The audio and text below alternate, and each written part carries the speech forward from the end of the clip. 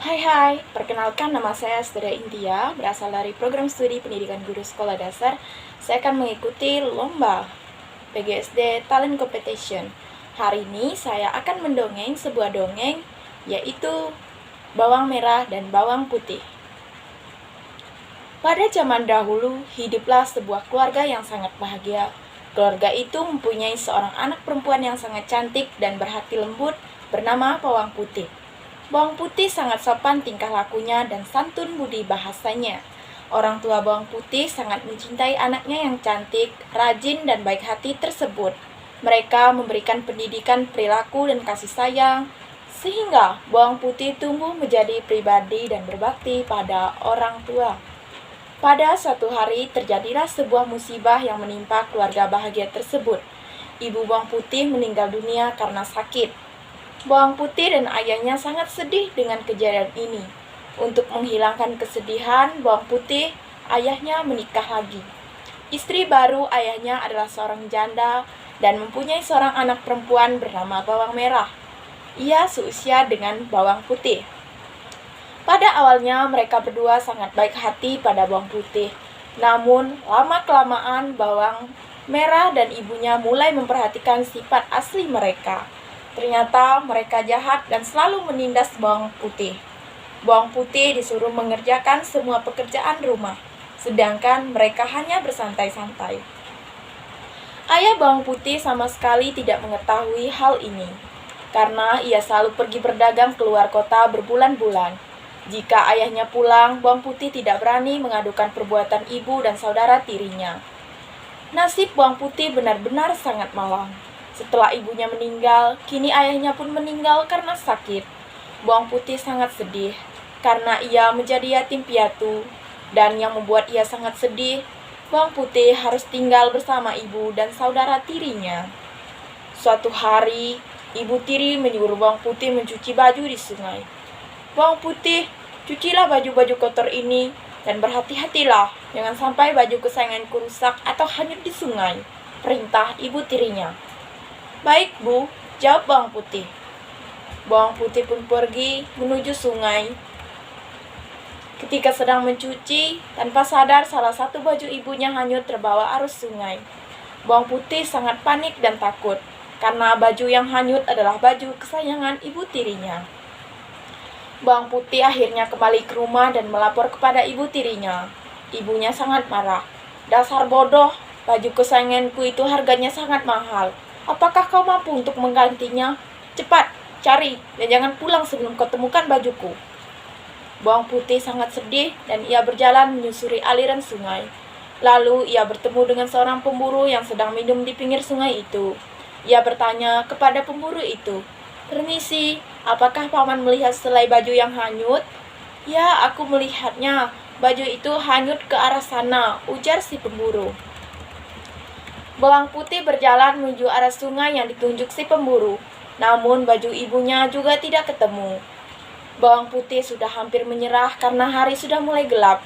Ketika ia pulang, dari kejauhan ia melihat sebuah rumah. Bawang Putih berjalan ke rumah dan mengetuk pintu. Keluarlah seorang nenek penghuni rumah. "Ada apa, gadis cantik?" tanya nenek itu. "Aku sedang mencari baju ibuku yang hanyut.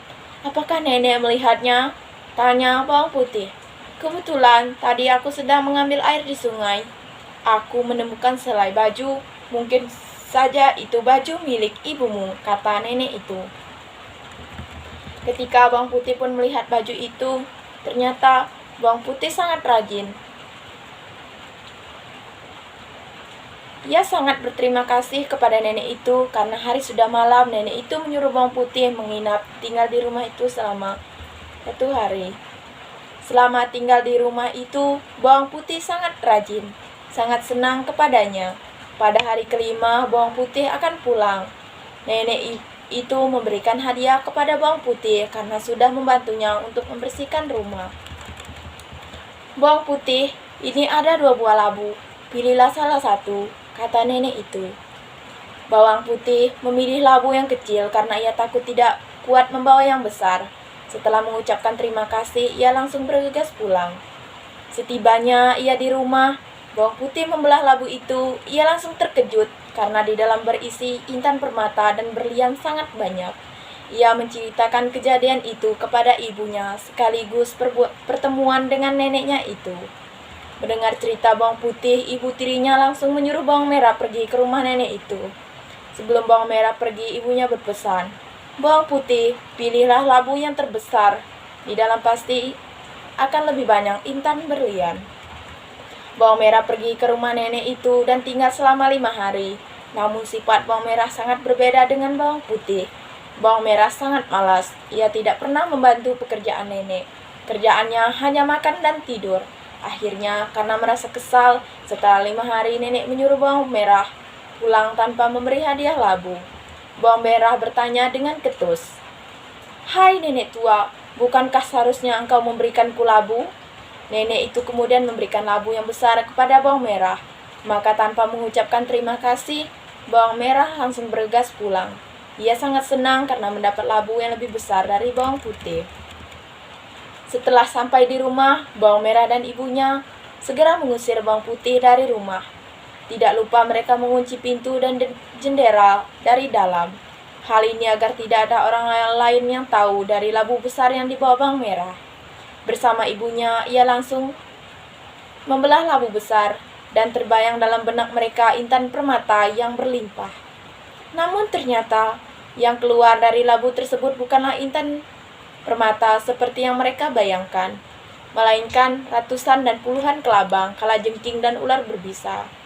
Ratusan ekor binatang berbisa itu menyerang ibu dan anak dan bawang merah tersebut. Mereka pun mati digigit oleh binatang-binatang yang berbisa itu akibat terlalu tamak. Setelah kematian ibu dan saudaranya, bawang putih hidup sebatang kara. Walaupun demikian, karena bawang putih anak yang rajin dan baik, ia sangat disayangi oleh masyarakat di sekitarnya, dan ia pun hidup bahagia.